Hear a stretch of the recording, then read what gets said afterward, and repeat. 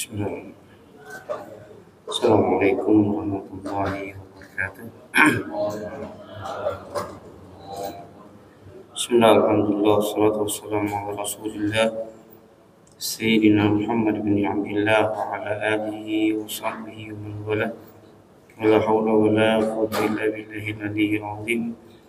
Subhanaka la ilma lana illa ma 'allamtana innaka antal alimul hakim. وقال رب اشرح لي صدري ويسر لي أمري واحلل عقدة من لساني يفقهوا قولي وقل رب زدني علما وارزقني فهما آمين يا رب العالمين. Alhamdulillah, dan syukur kehadirat Allah Subhanahu wa taala atas segala nikmat yang Allah Subhanahu wa taala limpahkan kepada kita, terutama nikmatul Islam, nikmatul iman, dan nikmat sehat walafiat. Juga yang kedua, salawat selalu teriring salam selalu kita curahkan kepada junjungan kita Nabi besar Muhammad sallallahu alaihi wasallam. Kemudian kita menjadi pengikut beliau sampai ke nanti akhir zaman, sampai akhir hayat kita, dimasukkan ke dalam surga bersama Nabi Muhammad sallallahu alaihi wasallam. Amin amin ya rabbal alamin. Baiklah, kita masih di bab tentang sunnah-sunnah yang dilakukan di dalam sholat,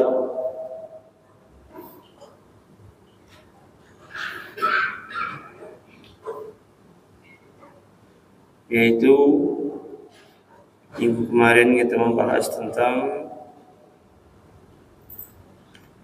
sunnah-sunnah yang berbentuk pakaian. Artinya Nabi sallallahu alaihi wasallam tetap memerintahkan kita untuk berpakaian yang baik, di antaranya menggunakan lubsut tailasan atau tayyub, wangi-wangian, kemudian menggunakan cincin, menggunakan jubah, kemudian menggunakan selendang bagi laki-laki. Kalau ibu, kalau wanita ya cukup dengan menggunakan mukena.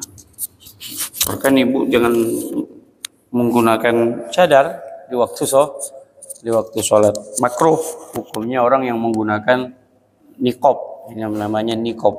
Ya. Jadi di waktu sholat wanita itu walaupun dia berniqab, artinya dia bercadar kesehariannya, tapi di waktu sholat dia dibuka. Nah, waktu sholat dia dibuka. Setelah itu dia tutup lagi. Kalau dia memang menggunakan niqab, dia menggunakan cadar. Kemudian yang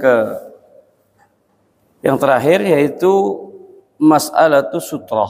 Ini mas'alatus sutrah yaitu permasalahan tentang sutrah itu penghalang di waktu kita melaksanakan sholat. Penghalang itu apa? Agar orang tidak melintasi kita. Kalaupun dia melintasi, tidak berdosa. Karena orang-orang yang melintasi orang yang dalam keadaan sholat dengan sengaja itu hukumnya haram, nggak boleh. Kita lagi sembahyang, tahu-tahu dia main lewat saja di depan kita. Nah itu ada hukumnya. Artinya di situ Nabi SAW melarang orang tersebut. Akan tetapi sebelum kita mengatakan keharaman tersebut, apakah kita telah menutup sutrah tadi? Nah, makanya di situ ada beberapa hal tentang sutrah. Di antaranya yang pertama maratibus sutrah. Ya, maratibus sutrah. Yang pertama syakhisun au jidarun au sariyatun. Yang pertama syakhisun, jidar, dinding. Jadi bagusnya kita itu terutama untuk sholat sunnah, biasanya untuk sholat sunnah, ya, bagusnya kita sholat itu menghadap dinding. Nah, di sini di situ. Nah, mengapa? Karena tidak akan mungkin orang melewati kita. Tapi kalau kita ambil posisi itu di tengah-tengah di sini, orang mau tidak mau bisa lewat atau dia lupa. Nah, sedangkan kita tidak menggunakan sutroh tadi. Ya, sutroh itu penghalang begini. Kita letakkan di samping sebenarnya, bukan di depan. Tapi orang itu banyak salah. Banyak salah. Ada sutroh di sini. Itu. Tidak ada. Ada. Di masjid kita tidak ada. Iya, nanti buat saja. Ya, apa namanya? Buat agar orang-orang yang sholat sunnah itu enak.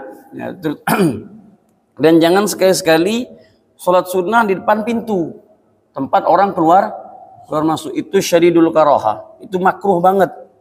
Ya, makruh benar itu. Mengapa? Karena kita memilih tempat yang udah tidak baik. Kita ingin melarang dia untuk menghalangi kita, tidak mungkin, karena itu tempat keluar masuk. Nah, jadi pilihlah tempat yang sekiranya yang paling selamat. Sutroh yang pertama adalah jidar, dinding. Nah, jadi sholat di sini. Ya. Daripada di sini sama di sini, afdol di sini, di dinding.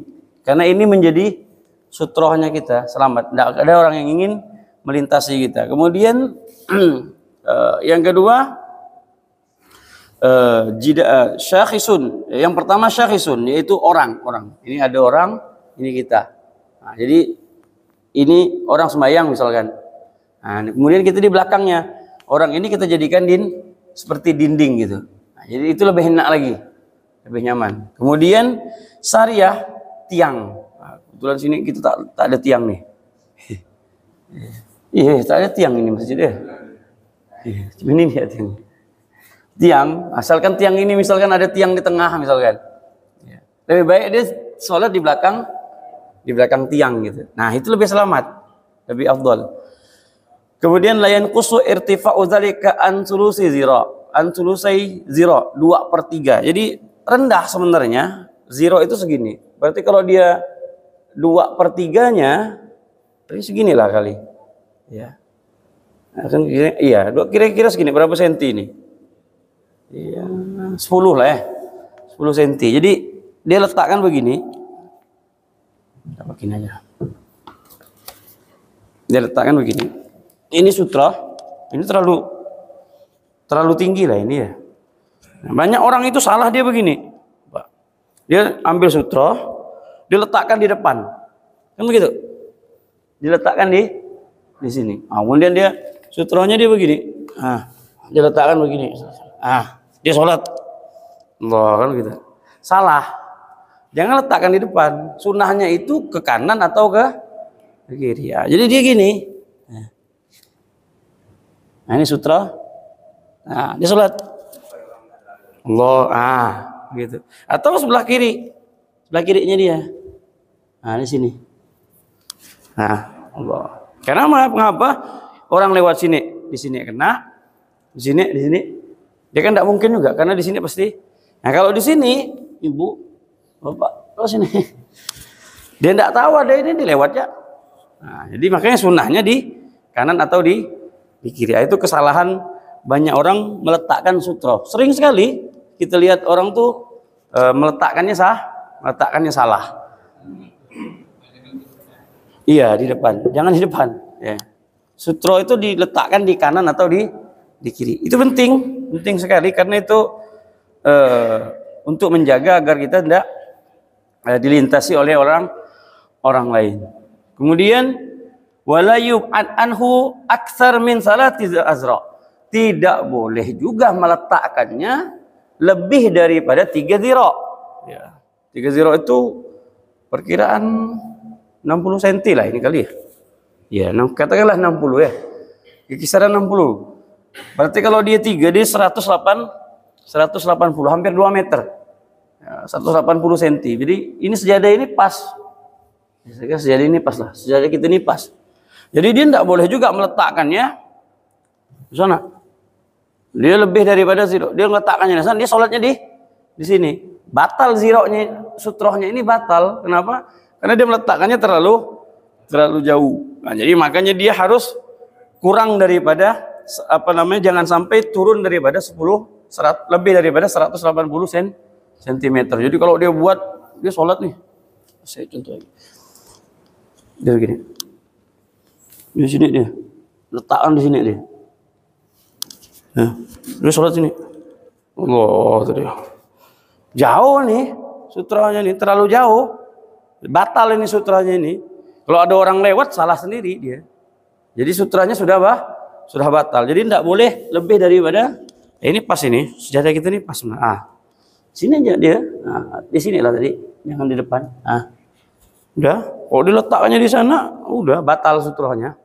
Makanya dia syaratnya jangan sampai lebih daripada 3 dhira'.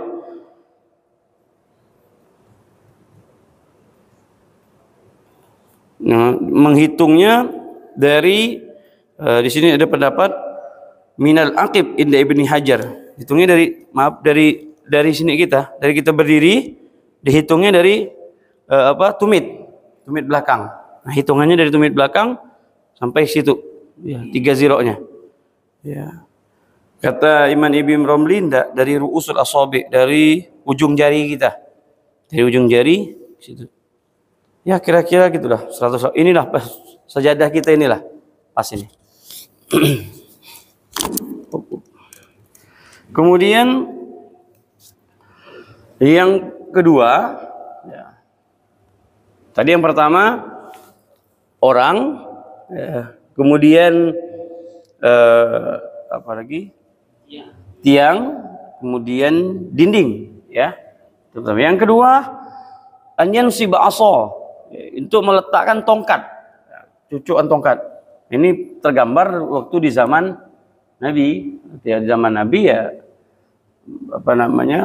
masih dalam keadaan tanah, ya pasir. Kalau kita apa yang nak ditancapkan, kan begitu. Tidak mungkin, susah. Jadi ambil yang ketiga, ayafrusa sajadatan. Ini sajadah itu sebenarnya sudah cukup. Sajadah itu juga bisa jadi sutroh. Kita bentangkan sejadah. Nah, sejadah ini, jadi saya praktek aja lah, biar enak. Saya tarik ya. Iya. Saya bentangkan. Iya. Iya. Sejadah. Nah, ini ujung sajadah ini namanya sutra. Jadi antum kalau udah pakai sajadah, kalau ada orang lewat itu tak usah marah, biarkan saja. Karena dia sudah termasuk bukan orang yang melintasi antum. Gak usah nanti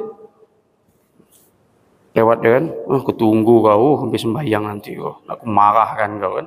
Jangan usah marah-marah, karena ini sudah berada sutra. Jadi ujung sajadah ini, nah ini sutrohnya antum ini, ya sutrohnya kita. Nah, ini sutra udah penghalang kita. Dia orang mau sembahyang, mau lewat anak kita, mau lewat ke apa, ya sudah. Ya cuma sebagai pendidikan, kalau itu anak kita ya kasih tahu. Nah, kalau orang sembahyang jangan tapi secara hukumnya, secara hukum fikihnya, ya dia tidak berdosa, dia tidak masuk daripada hadis Nabi tadi. Di hadisnya Nabi di mana orang yang melintasi seseorang tadi di waktu dalam keadaan sholat. Kemudian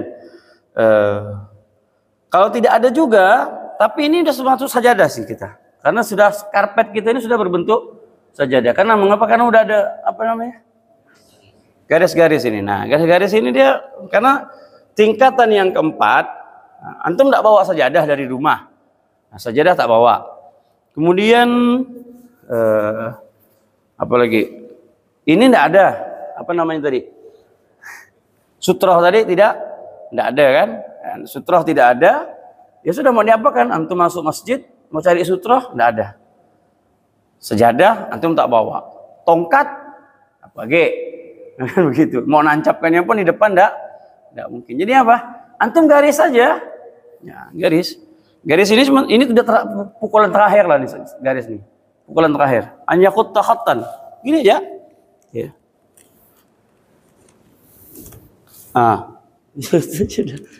Garis ya. Nah, tinggal garis gini saja. Nah. Ya syukur-syukur dia mandang, tidak mandang udahlah, dia apakan lagi. Yang itu kata apa-apa kan?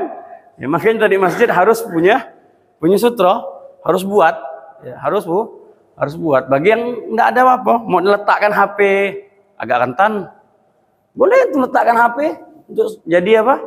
Sutra, sekedar untuk gini.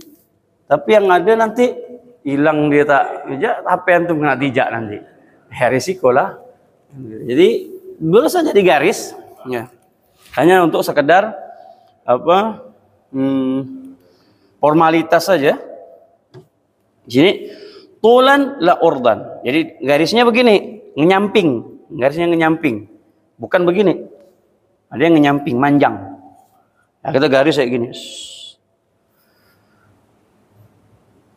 Kemudian wal afdal fi sutrah an takuna an yaminihi aw yasarihi. Afdalnya meletakkan sutrah tadi, sutra itu posisinya dalam keadaan ke kanan atau dalam keadaan ke kiri. Jadi ke depan itu tidak sunnah. Nah, jadi yang sunnah hanya depan atau ke samping kanan atau ke samping kiri. Kemudian wa idza kanat sutratu mu'tabarah fa yuhramul murur. Apabila ya sutrah tadi mu'tabarah, artinya sutrah itu sudah sesuai, ya, kita letakkan dia dalam posisi tidak lebih daripada tiga zira, kemudian posisinya juga apa dalam keadaan apa pas tingginya. Kemudian ada yang apa namanya lewat, maka hukumnya haram. Kecuali, nah ini terkecuali di dalam posisi kita berada di Masjidil Haram. Di Masjidil Haram itu darurat, tidak bisa. Bapak yang pernah haji dan umrah, tidak mungkin kita menghalangi orang untuk tidak mungkin. Apalagi kita habis sholat habis tawaf, kita sholat apa namanya di depan makam Ibrahim, dan kita sholat terus kita mau halang-halangi orang gitu, tidak bisa. Itu lid darurah, itu sudah darurat. Jadi di apa namanya di tempat tawaf tadi mu'tabarah. Jadi Manukil al-Imam an-Nawawi fi majmu'ihi qaulan anil Imam al-Ghazali annahu yukrahul murur wa la yuhram. Makruh saja apabila ada orang, kata Imam Nawawi, memilih pendapat makruh, tidak sampai haram. Artinya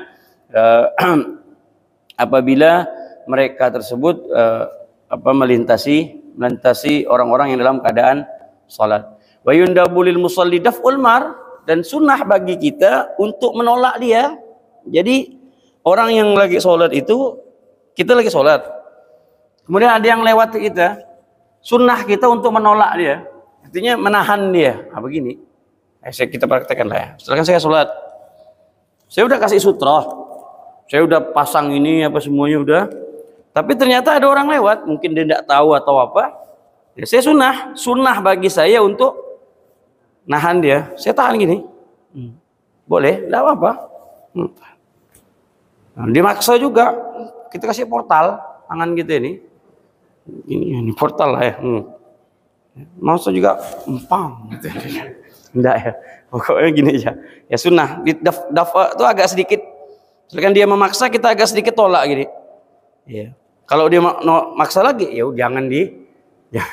jangan dilawan, mau diapa lagi, nanti mukul justru nanti membatalkan darbatun mufrito, mukul begini nanti justru malah membatalkan. Ya sudah, kalau misalkan kita begini dia maksa untuk lepas saja, biarkan, berarti dia yang tapi kalau seandainya kita tidak pakai apa-apa, sutroh kita tidak, sholat kita di tengah-tengah sini, kemudian kita tidak ada penghalang gitu, kemudian kita main sholat saja begitu, ada orang, ya sudah, mau diapa kan? Ya, antum mau begini tidak mungkin. Ya. Orang juga mau deh. Jadi pilihlah di waktu sholat tempat-tempat yang sekiranya tidak orang lewat, bisa di pojok situ. Gimana? Atau di sini tadi kalau menggunakan sutra tidak jadi masalah. Ini kan ada garisnya. Nah, ini garis-garis ini bisa dikatakan sutra tadi, garis. Jadi kalau misalkan antum sholat di situ, sholat maghrib biasanya sih sholat maghrib kan habis ba'diyahnya kan ramai biasa. Yang di depan kepengen pulang, sedangkan ini orang masih ramai kan, ya sudah lewatin aja. Karena mengapa? Karena ini sudah ada sutroh sebagai gas. Jadi kita melintasi dia itu tidak jadi masalah. Jangan marah-marah. Ya. Memang tak ada adab, memang kurang ajar ya kata dia. Ya, ini hukumnya memang kayak begitu. Artinya terbebaslah seseorang apabila menggunakan sutroh, ada orang yang ingin melintasi dia.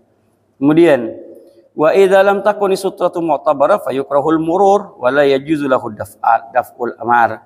Kalau antum enggak pakai sutroh, artinya sholat aja, terus enggak ada ngasih batas, enggak ada ngasih apa, ada orang yang melintasi, kemudian antum tolak dia dengan gini, justru antum yang makruh, kita yang makruh bergerak dengan menolak dia. Kita yang makruh, bukan dia yang makruh, tapi kitanya. Mengapa? Karena kita tadi itu tidak meletakkan sutroh tadi. Kemudian wala yu'taddu bi martabatin ma'a wujudi allati qablaha. Wa kullu shaffin sutratus shaff alladhi amamahu wa shaffil awal sutratuhu sutratul imam. Jadi kalau shaf itu sutroh, shaf pertama, shaf kedua, sutrohnya shaf pertama. Shaf kedua, shaf ketiga, sutrohnya shaf yang kedua. Jadi kan di sini nih. Nah, ini udah sutroh ini. Nah, jadi orang haram untuk lewat di sini. Enggak boleh. Ya. Wa yajuzul murur ma'a wujudi sutra fi arba'i halat. Ya. Boleh kita melintasi orang yang dalam keadaan sholat pada 4 perkara. Boleh. Yang pertama, idza kana fi harami Makkah fi mahalli tawaf faqat. Apabila Bapak Ibu tadi yang saya jelaskan berada di tempat tawaf fi haram Makkah, bukan di masjidnya. Ya Bapak Ibu ya, bukan di masjidnya. Bukan di Masjidil Haramnya, tapi di tempat tawafnya itu. Ya, tempat tawaf kan besar kan? Nah, di situnya yang apa? Yang tidak makruh tadi. Nah, tapi kalau di Masjidil Haramnya tetap sama hukumnya dengan kita. Tidak darurat. Jangan Masjidil Haram besar. Jadi kalau di tawaf darurat, karena mau tidak mau kita itu sulit untuk menjaga. Orang kita kadang-kadang sujud saja mereka selangkah-langkah aja. Langkah kepala kita dia begini itu macam-macam manusia di sana. Masya Allah,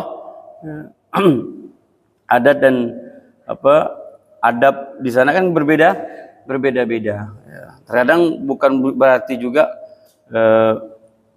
mereka tidak menggunakan adab, tapi posisi keadaan yang seperti itu. Hanya saja kalau kita kan tak terbiasa kalau kita ini. Makanya orang Indonesia itu adab paling tertinggi lah. Adab paling tertinggi itu orang Indonesia. Ya. Ngapa? Iya, karena diajarkan memang dari kecil. Apalagi santri. Santri itu adab paling tertinggi itu santri. Jadi kalau santri itu tidak punya adab itu keterlaluan gitu. Karena memang sudah diajarkan itu memang dari pesantren, ada nama kitabnya Bapak Ibu. Ini kitab mungkin tidak dipelajari di pesantren di luar negeri sekalipun mungkin tidak dipelajari. Indonesia yang betul-betul jadi mukoror. Jadi apa? Dijadikan betul-betul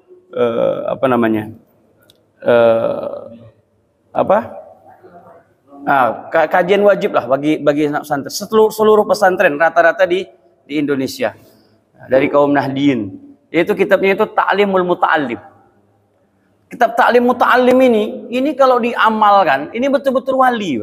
Betul-betul sopan. Jadi nggak usah heran apabila santri itu jangankanlah gurunya, ayamnya saja lewat, itu tidak berani dikacau. Sampai segitunya. Ayamnya guru itu bukan soal ayamnya, tapi siapa yang punya ayam.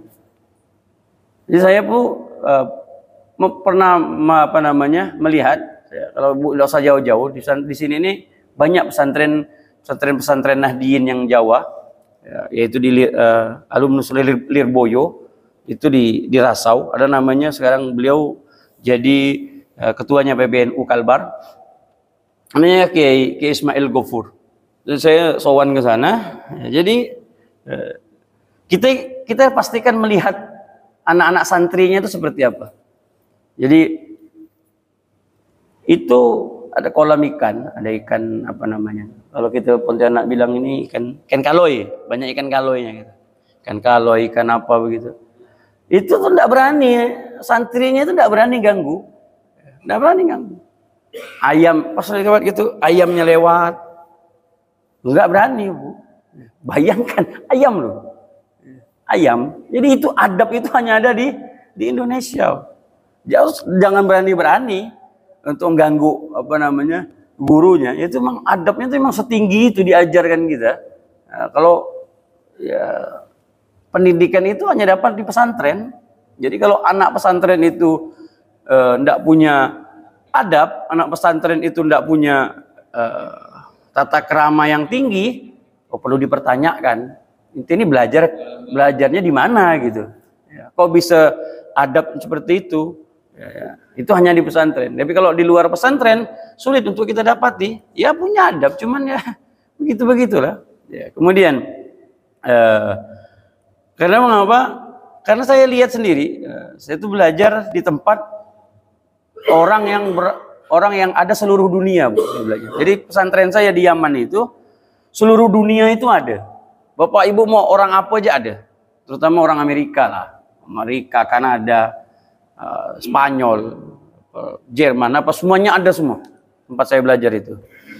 Jadi setiap subuh Al Habib Umar itu guru kita itu kita salaman sama beliau. Setiap subuh itu salaman. Nah, dan salaman itu muter, keliling lah, muter cium tangan beliau, ya, keliling. Nah di situ sebelum kita salaman kan kita duduk situ, karena belum jatahnya bagian yang kita kan sop pertama, sop kedua, nah, yang kita kena belakang kan kita santai aja gitu kan. Kita akan lihat nanti bagaimana orang di sana salaman. Bolehlah ibu bapak praktek lihat orang-orang di luar Indonesia cara salamannya itu macam mana. Pernah enggak dia nundukkan badan? Tidak ada, Bu. Dia akan salaman gini aja. Salaman gini aja. Ya, ini. Enggak ada. Kalau kita kan enggak. Kita tuh udah biasa begini kan. Mau dia tua kah, mau dia apa kah? Kadang kita enggak cium tapi kita tetap begini kan. Nah, dan itu kelihatan anak-anak Indonesianya itu kelihatan. Oh, kalau dia anak baru, tuh lihat. Bahkan dia tengok orang berjenggot begini begini deh. Dia salah, dia mau cium, dia cium tangan.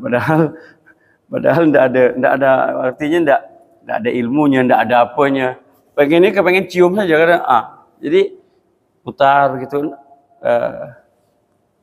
Anak-anak Indonesia itu begini, sopannya tuh Masya Allah kelihatan. Tapi kalau udah dapat 2 bulan, dapat 2 tahun, beda pula deh. Mungkin sama lah, begini aja. Berubah pula jadi. Nah, gitu. Jadi adab itu memang Masya Allah. Ya, orang-orang Indonesia, bahkan guru kita itu mengakui, tidak pernah waktu itu beliau ke Indonesia, bukan Habib Umarnya, kalau Habib Umar sudah tahu, guru yang baru lagi datang ke Indonesia, silaturahim.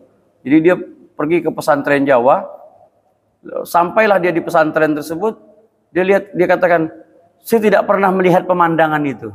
Ketika saya masuk, semuanya menundukkan kepala. Kepalanya tunduk, tidak berani ngangkat kepala. Saya lewat itu. Sepanjang jalan itu, ada berapa kilo saya melintasi anak-anak santri itu dengan berbaris. Subhanallah, kepalanya tidak diangkat. Saking tunduknya. Dan itu masih ada sampai sekarang. Bapak, kalau ibu kalau ikut saya nanti kalau ceramah di mana-mana, kita akan lihat pemandangan itu. Bagaimana santri-santri itu sopannya mereka dengan para gurunya. Nah, itulah yang diajarkan, yang dipraktekkan oleh mereka. Ucapan daripada Sayyidina Ali karamallahu wajhah, ana abdun man 'allamani harfan wahidan wa in syaa'a ba'a wa in syaa'a ataqa. Apa kata Imam Ali? Aku adalah budak hamba sahaya bagi orang yang telah mengajarkanku 1 huruf. Ketika dia mengajarkan aku 1 huruf, berarti dia ini guruku. Aku rela kalau aku nih budak, dia beli aku nih budak. Nak dijadikan aku ini budak pun tak apa. Atau aku ini mau dijualnya ke orang lain, aku terima. Karena dia telah mengajarkan aku. Nah, itulah adab. Makanya kita itu bukan krisis ilmu. Enggak. Orang Indonesia itu bukan krisis ilmu. Enggak. Banyak. Ilmu itu gampang. Ilmu itu, Masya Allah, ilmu itu gampang. Mau pintar gampang. Apalagi zaman sekarang. Ibu bapak buka YouTube, buka ini, pintar nanti. Nggak usah repot-repot. Ilmu itu gampang dicari. Tapi adab itulah yang paling sulit. Makanya kenapa kita itu berguru? Kenapa kita harus berguru? Iya, karena kita untuk melihat guru kita. Nah, seperti apa adab guru kita? Bagaimana guru kita menghadapi tamu? Yang ilmu yang terkadang tidak pernah terpikir oleh kita dan tidak ada di kitab. Dan itu ada wujudnya seseorang yang di depan mata kita. Itu yang paling berharga. Makanya kata Abdurrahman ibn al-Qasim, dia katakan, aku belajar dengan Imam Malik 20 tahun. Belajar 20 tahun, apa kata beliau? Aku duduk dengan Imam Malik 20 tahun, tapi aku betul-betul belajar itu cuma 2 tahun. Ya. Orang banyak, jadi 18 tahunnya kemana? 18 tahun itu cuma adab yang diajarkan. Jadi adab yang kita lihat guru itu, oh guru tuh begini, kalau ngadap tamu itu begini, bagaimana menghormati tamu. Kadang-kadang kan kita kan tak sopan sama tamu. Padahal lihat kalau makan, kita nyuruh tamu makan, kita nyendak makan. Itu tidak sopan, Bu. Tidak sopan itu. Kita ngidangkan orang. Ayo makan. Kita nyendak makan. Itu tidak sopan. Kenapa? Karena bagaimana tamu mau makan, dia makan, kita diam gini. Itu mandangi orang makan. Selak kau nih, dia ini kan gitu kan. Makan banyak benar nih. Intinya makan juga. Bahkan dalam adabnya itu sahibul bait itu tidak diperbolehkan berhenti. Tidak boleh dia berhenti dulu. Makannya sama-sama nih kita nih. Kita ngajak orang makan di rumah kita. Kita makan Begitu kita berhenti. Tamu disuruh nambah. Macam mana tamu mau nambah? Orang antumnya sudah makanya pura-pura. Ambil makannya pelan. Nah, jadi nambah lagi. Nah, tamu pun nambah juga jadinya. Nah, itu adab.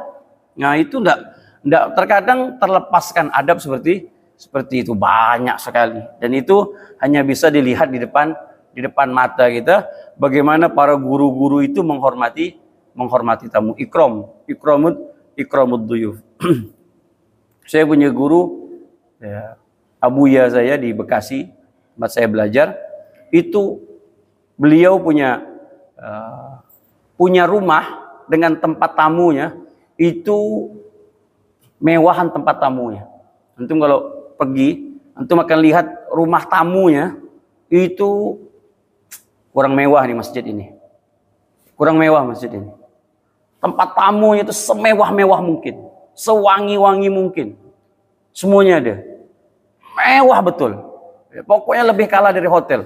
Macam istana Arab gitu. Tapi rumahnya beliau, guru saya itu, dari bambu saja. Tapi untuk tempat tamu, kamar tamunya, semuanya, hebat. Saya heran. Sekali lihat rumahnya beliau di samping sana. Yang di Bogor itu, rumahnya beliau. Tidak dia sampai sekarang rumah bambu itu masih ada. Sampai sekarang. Disitulah beliau suka. Tapi kalau untuk rumah tamu, jangan coba-coba. Masjid ini kalah besarnya. 3 rumah tamu, hampir 4. Khusus untuk tamu semua kalau datang dari mana saja. Disediakan makan, minumnya apa semuanya. Dipotongkan kambing. Itu ikramud duyuf. Nah, itu yang tidak ada dengan kita. Kita kalau ngadap tamu, rumah besar. Jangankan mau masuk rumah, masuk pagar aja apa susah. Kan begitu kan. Belum aja kita nih nanya dia. Belum kita tanya dulu dari luar pagar. Ada apa kok? Oh, susah begitu. Nah, ini repot. Di ikramud duyufnya kita susah. Tutup pintu terus macam mana orang mau masuk? Mau bertamu pun orang nengok pagar pun dah. Dah. Tak jadilah aku kata saya. Apalagi tawan pula yang punya kedekut pula masin. Udahlah dah. Sabarlah nak ketemu dia. berat urusannya gitu. Itu adab, dan adab itu terkadang tidak kita dapati kecuali dengan berhadapan dengan guru. Nah, itulah pentingnya. Kalau masalah ilmu itu masya Allah mudah sekali untuk kita dapati, tapi adab yang kita harus contoh dari seorang guru itulah yang sangat penting. Kemudian terakhir, idza qassara al-musalli bi an shalla fi tariq. Atau antum sholatnya di jalan. Mau di jalan mau gimana lagi? Mau tak mau sholatnya di jalan misalkan. Orang mau lalu lintas lewat, ya sudah. Mau diapakan lagi? Kemudian idza wajadal musalli furjatan. Apabila antum masuk masjid, lihat di sini kosong. Nih, shop kosong. Itu masuk. Kok enggak ada yang ngisi ini dari sana, antum kelihatan enggak ada yang ngisi. Nah, antum ingin mengisi shop ini, dipastikan akan melintasi orang-orang yang ada di shop ketiga, kedua. Ini kan mau dilintasi. Enggak apa-apa. Lewat aja. Enggak jadi masalah. Mengapa? Karena tujuannya untuk mengisi shop yang kosong. Itu boleh. Enggak apa-apa melintasi mereka. Atau memang karena muttaran bi an kana yurid qada'ul hajah asna as-shalah. Antum sholat di depan nih, sini misalkan. Tahu-tahu pokok sakit. Tak mampu dah. Mau batal kan? Ya. Membatalkan sholat. Membatalkan sholat harus melintasi apa ini? Betulan pula orang yang sampai di sana. Sampai ke 5 shop misalkan. Ya sudah, enggak apa-apa. Lintasi saja. Ya, lewatkan. Hanya saja nanti ketika shop ini kosong, yang disunahkan untuk mengisinya bukan yang sebelah kanan, bukan yang sebelah kiri. Yang disunahkan itu yang di belakangnya. Belakang yang isi, maju. Nah, yang di belakang nanti baru rapat. Nah, itu tata caranya. Jadi tidak disunahkan bagi sebelah kanan dan sebelah kiri untuk mengisinya. Ya, wallahu a'lam bis. Silakan.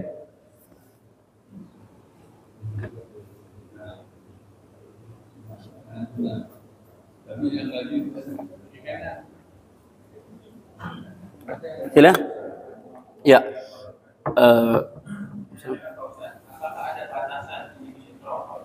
Apa? Ya. Apakah ada hal-hal yang tidak dibolehkan untuk menggunakan drone? Apa saja Pak Ustaz? Misalnya barang ini yang tidak boleh ada kan ada jenis contohnya Pak Ustaz. Baik. Tadi tingginya sutroh 2/3. 2/3 sutroh. Jadi berapa senti itu? Kira-kira. Kalau 2/3 zira. Ya, kalau ini kira-kira 60. Katakanlah 60. Iya, berapa? 15. Iya, 2/3. 15. Iya, seperti itu tingginya, sentinya. Ya, botol itu agak tinggi lah. Ini kali ya. Berapa HP ini? Iya, paling enggak 10 atau 15 lah. 15 sentimeteran. Ya. Jangan terlalu tinggi-tinggi betul. Ya. Tapi kalau untuk yang saya lihat sih ya pas lah. Apa namanya itu? Sutra yang ada biasa di masjid-masjid itu. Yang dibuat model kayak apa? Masjid begini atau apa kotak itu cukup lah. Ya pas lah. Ya. Yang kedua, apakah ada apa aja bisa sih? Apa aja bisa tadi. Mau yang penting yang diletakkan sesuatu yang bisa untuk menghalangi. Ini apa? Botol ke tadi Ibu bawa botol dari rumah tadi itu boleh dijadikan sutra, enggak apa-apa. Apalagi tali. Bisa tadi kalau misalkan, tapi tadi macam mana kita nak masang itu? Oh, sengkang pula nanti orangnya tuh. Ya. Boleh, enggak apa-apa. Artinya dia pakai hot tadi itu, apa namanya? Garis tadi. Tali dijadikan garis boleh juga kalau kita memang pas sholat di tempat yang kemungkinan bisa jadi sholat di tempat mungkin lapangan atau apa gitu kan, kita jadikan tali itu. Nah, itu jadi sutra boleh, tidak jadi masalah. Yang sesuatu yang dilarang, sesuatu yang melalaikan kita, artinya sutra tersebut berbentuk apa gitu, ada gambar apa gitu. Artinya kita, karena kan bentuk itu pasti kita pandang nanti. Nah, itu yang bisa melalaikan kita di dalam sholat. Nah, itu lebih baik jangan. Atau tadi HP diletakkan di bawah jadi sutra. Itu bukan soal sutronya, ini HP dipandang terus nih. Kan ada orang lagi. Jadi kan apa namanya sibuk dengan HP-nya gitu. Lebih baik sesuatu yang sekiranya bukan ndak berharga, artinya ya udahlah. Kalau kau ambil pun tak jadi masalah lah benda ini. Itu sesuatu yang haram, apa namanya, buku yang ada lafaz-lafaz basmalahnya, lafaz-lafaz apa, makanya meletakkan sesuatu seperti buku yang ada bismillah, lafaz Allah, lafaz Nabi itu jangan diletakkan di bawah, haram. Kalau niatnya istihza, haram. Banyak saya lihat itu kalau terkadang hadir tahlil, ibu-ibu majelis taklim itu, atau yang bapak-bapak yang pergi tahlil dikasih yasin, kadang-kadang sebelum baca yasin itu diletakkannya di bawah. Itu penghinaan itu, penghinaan. Tapi ada juga yang berdalil itu kan bukan Al-Quran. Iya, tapi kan itu ada ayat-ayat di situlah Bapak Ibu kurangnya adab. Belajar itu pakai adab. Makanya sebelum belajar ilmu itu belajar adab. Makanya orang sekarang itu krisisnya adab. Ilmu tak susah diragukan. Saya pernah satu hari ceramah di masjid di Pontianak, ini masjidnya, saya tidak sebutkan lah. Karena itu Jumat. Dari sebelum Jumat itu, mereka itu subhanallah, mereka itu pegang buku Quran semua, Bu. Baca kahfi, rata-rata itu pakai kahfi semua. Salut saya lihat masjid itu. Hebat juga masjidnya. Tapi setelah itu, karena apa namanya, azannya itu azan satu kali, jadi setelah masuk itu diletakkannya di bawah. Rata-rata itu Quran itu di bawah semua. Waduh, katanya. Ada yang diletakkan begini, ada yang letakkan begini di samping apa namanya, tembok begitu. Beginilah. Iya. Subhanallah. Ini. Nanti kalau ditanya akan berdalil, kenapa letakkan di bawah? Ini kan kertas, bukan Quran yang ada kan di Lauhil Mahfuz. Pasti jawabannya begitu nanti. Nah, itulah adabnya tidak ada. Sekarang gini saja, Bapak Ibu ngarang buku, Bapak Ibu jadi pengarang buku. Buku Ibu diletakkan di bawah begitu. Kau tang hargai aku, kau kira nyaman ke apa? Ngarang buku ini. Buat buku ini nyaman ke? Berapa referensi yang saya harus cari? Nanti kamu tahu saya buka ini, saya nyusun ini sampai 3 tahun, ada yang 10 tahun baru selesai. Setelah jadi kau nyaman ya letakkan di bawah-bawah. Kau tak menghargai ini loh, yang mu'alif pengarangnya ini saya loh, karya saya. Itu aja kita marah. Foto kita diletakkan di bawah. Ada orang letakkan foto kita di bawah gitu. Walaupun kita tidak marah, tapi hati kita kurang ajar orang nih. Kan geng, apalagi ini ada lafaz-lafaz yang Al-Quran, ada lafaz-lafaz Allahnya, ada lafaz ininya. Artinya jagalah adab. Disitulah pentingnya. Sekarang tuh kurang banyak. Pertanyaannya aneh-aneh, Bu. Tanya begini. Apa hukumnya mencium Al-Quran? Cium Qurannya pakai tanya. Bayangin, cium Quran. Dia cium bini ya tak pakai tanya. Ya kan begitu.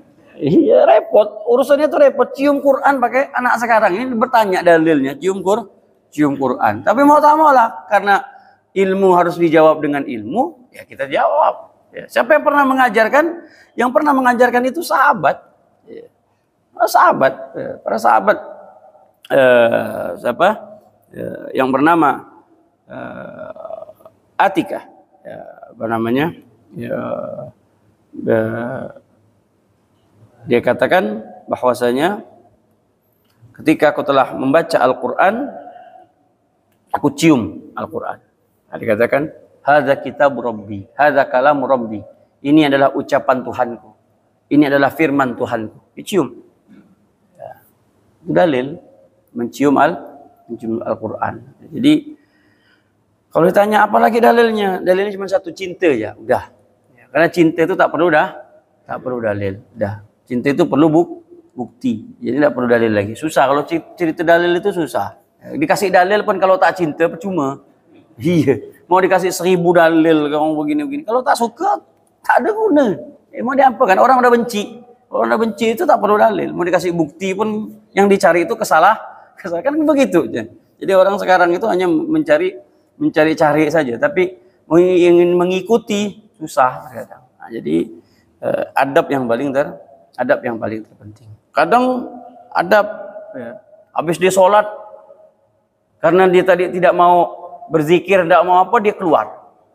Di mana adabnya? Saya tidak urusan masalah zikirnya. Ya, saya tidak masalah zikirnya. Ya mungkinlah bagi dia setelah sholat itu tidak ada zikir. Saya pun bingung dari mana dalilnya habis sembahyang tak ada berzikir.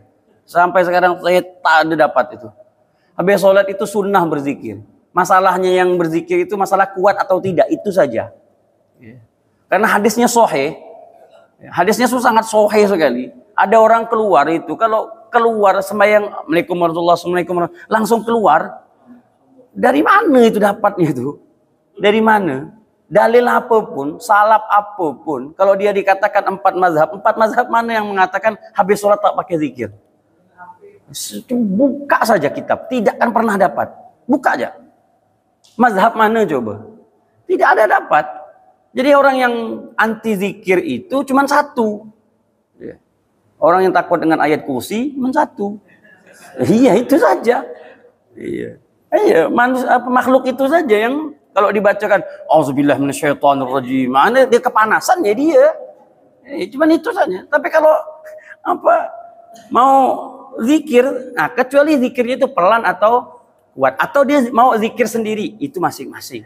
Habis sembahyang diam, itu hak mereka, enggak apa-apa. Kalau saya enggak ganti-ganti betul. Assalamualaikum warahmatullahi, assalamualaikum warahmatullahi, atau didiam. Dia zikirnya sendiri. Mungkin dia lebih enak, lebih nyaman, monggo, tak jadi masalah. Intinya berzikir. Dari mana hadisnya?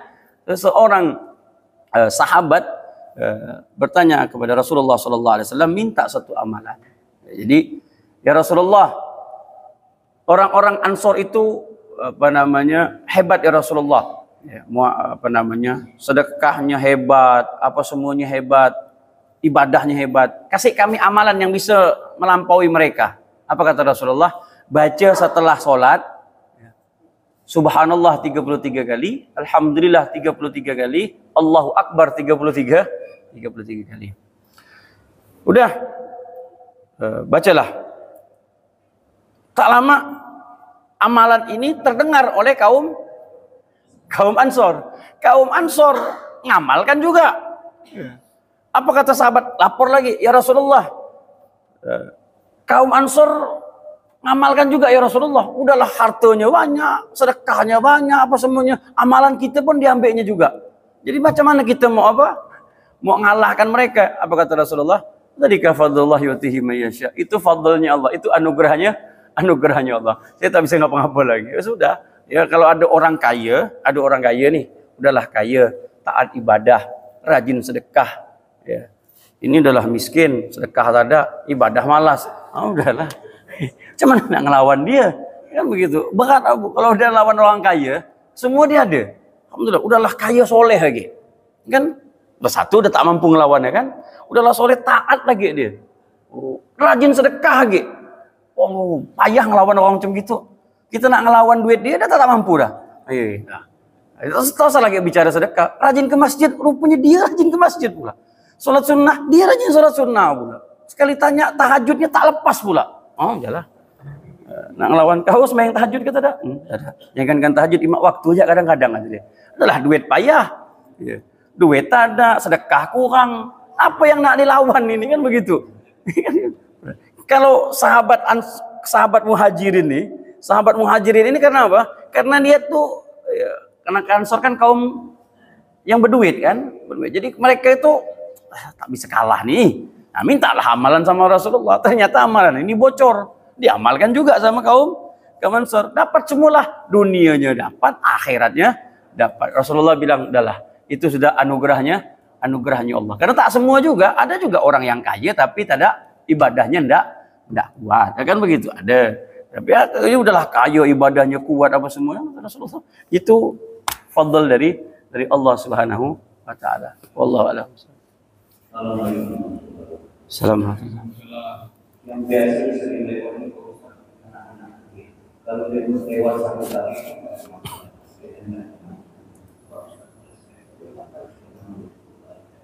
Tapi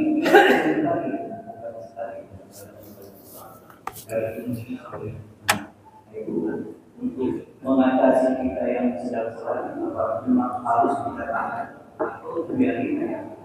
Lalu kedua, biasa saya orang membatasi poin haram sholat sunnah itu kadang-kadang pakai tas dan gunung, kadang-kadang juga pakai salnya itu masuk pada Assalamualaikum warahmatullahi wabarakatuh. Apa namanya? Anak kecil. Pertama, anak kecil. Anak kecil itu bukanlah orang yang mukallaf, Pak. Anak kecil itu bukan mukallaf. Dia orang yang tidak masuk dalam perintah. Anak kecil, namanya juga anak kecil, budak-budak. Kalau kita bilang budak-budak, budak kecil. Yang dimarahkan ini bapak-bapak. Budak, kalau budak-budak enggak. Ya, tapi kalau budak-budak Pontianak payah. Kan begitu. Karena budak-budak Pontianak besar-besar udah. Tapi anak kecil ya dengan halnya mereka. Makanya anak kecil itu jangan selalu disalahkan, enggak boleh.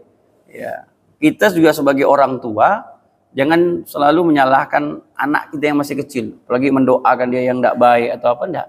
Jadi ketika kita sholat, dia bermain, ya sudah biarkan saja. Bahkan Rasulullah SAW itu dinaiki bahkan. Sayyidina Hasan dan Husain itu menaiki Rasulullah di waktu sholat, ya, digendong, tergendong. Jadi biarkan saja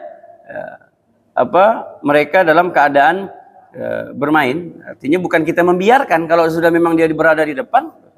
Itu kalau di rumah. Nah, yang posisi yang jadi masalah itu di masjid. Nah, kalau di masjid, janganlah kalaulah memang membawa anak kecil, dipastikan kita sebagai orang tuanya untuk menjaga. Jangan dilepas. Nah, kita pun ada anak-anak kecil yang sholat di masjid, bapak pun jangan suka marah-marah. Ya, kita di sebagian tidak usah marah-marah sama anak-anak, jangan selalu disentil, jangan selalu dicubit anak itu. Jangan. Mengapa? Karena itu edukasi untuk mereka, untuk cinta dengan masjid. Hanya kita mentertibkan mereka, dicarikan tempat untuk mereka khusus itu di mana begitu, agar tidak mengganggu di depan. Jangan dimarahkan, nanti kalau suka dimarahkan, nanti dia punya psikis, dia psikolognya tuh trauma ya. Nanti saya punya anak kawan saya itu sampai sekarang tuh dikatakan kalau dia nengok bapak itu tuh dia sampai umur dia sekarang udah SMP, sampai dia ingat loh masa dia kecil. Bapak itulah cubit aku tuh kata dia. Dia geram betul. Sikit-sikit cubit marah. Jadi dimarahkan terus. Jadi bukan bentuknya edukasi, tapi sikit-sikit langsung marah. Bahkan ada yang diusir nih. Nanti dia kalau dia tidak suka dengan masjid, dia mau cari tempat mana? Nanti dia cari tempat ibadah yang nyanyi-nyanyi aja lah kata dia. Nah, kan begitu. Nyaman, tak ada kena marah. Sedap lagi kata dia kan. Makanya kita harus mengedukasi mereka. Ini kan bibit kita ini. Bibit penerus kita. Saya pernah lihat itu yang indah itu Al-Hikmah. Sini. Al-Hikmah. Nah, Al-Hikmah itu di belakangnya, kalau sholat Jumat, di belakangnya itu ada untuk anak-anak khusus. Untuk anak-anak. Nah, itu ditempatkan, diposisikan mereka. Nah, itulah indahnya. Jadi jangan kita marahkan, kecuali bapak bawa anak, bapak lepas. Itu ganggu orang, enggak boleh. Itu berdosa, itu ganggu orang lain. Ya, tetap. Yang kedua, dijadikan tas. Boleh. Bapak bawa tas kantung tadi, tas. Tapi posisikan tas itu banyak duitnya kata dia. Ya, masalahnya tadi itu tas itu pas banyak duitnya kan, habis ngambil dari bank misalkan kan, bapak jadikan sutra. Nah, inilah tadi ini yang jadi pertanyaan nih.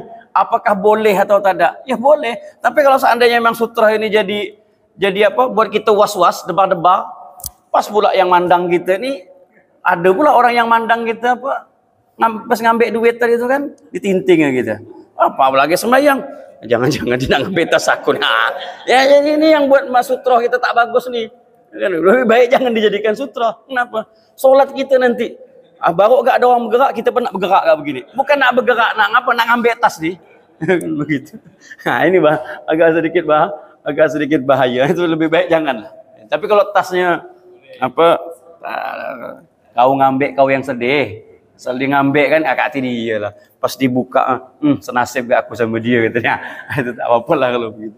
Kalau banyak jangan menganyam. Ataupun tadi itu apa namanya rida selendang tadi. Boleh, tidak jadi masalah. Artinya sebagai penghalang. Ya, mudah-mudahan Allah Subhanahu wa taala sehatkan badan kita dan mudah-mudahan Allah Subhanahu wa taala panjangkan umur kita dan mudah-mudahan Allah selamatkan kita, selamatkan negara kita dari segala musibah, bahaya dan bencana. Mudah-mudahan Allah Subhanahu wa taala jadikan ulang tahun daripada negara kita ini 17 Agustus mudah-mudahan menjadi badatun thayyibatun wa rabbun ghafur, negara yang berkah, aman dan sentosa. Amin amin ya rabbal alamin. Cuman saya ingatkan saja, ya, walaupun lomba-lomba silahkan lomba-lomba, tapi jangan lomba yang satu agak sedikit bahaya, bahkan nyaris haram, yaitu manjat pinang. Itu jangan Pak, ya, bukan, tak boleh itu. Ya, tolong manjat pinang agak jangan sampai yang dilakukan, karena itu hukumnya haram. Kenapa Pak Ustadz haram? Iya, karena dia dipanjat dulu baru dipinang. Itu yang buat dia haram. Assalamualaikum warahmatullahi wabarakatuh. Silakan manjat pinang.